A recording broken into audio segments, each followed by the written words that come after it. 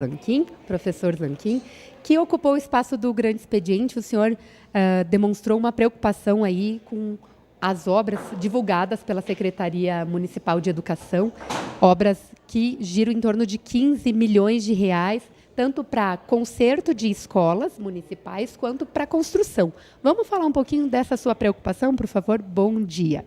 Bom dia a todos. A educação é prioridade, sempre, né? Nós estamos num mês atípico, fevereiro, mês de festa da uva, mês de carnaval, mas também mês de início das aulas, volta às aulas, né? E semana passada o secretário de Educação esteve aqui na Câmara apresentando os seus projetos, suas ideias. Foi muito boa a apresentação dele. E nós, como vereadores, temos que fiscalizar, acompanhar.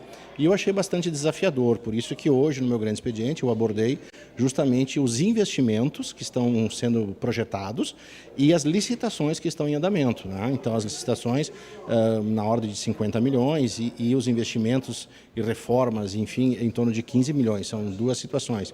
E também a questão das vagas. Então, eu só quis destacar porque essa casa, o Poder Legislativo, tem que estar atento nesse momento em que as crianças precisam estar na escola, os pais começam a procurar as vagas, né? Então é um assunto para mim muito de carinho, né? Porque até por ser professor eu quero contribuir, mas também vou cobrar e fiscalizar.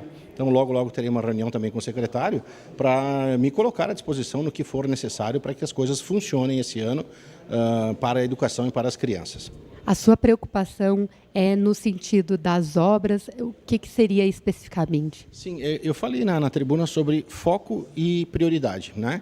Então, nem sempre o que é prioridade tem foco. Então, é diferente. Então, eu quero que a gente tenha prioridade e foco na educação. Nós temos diversas frentes aqui na Câmara e no Poder Executivo também.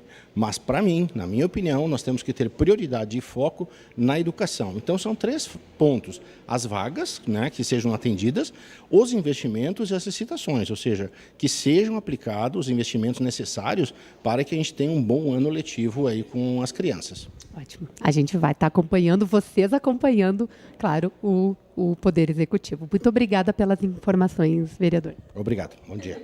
Bom dia.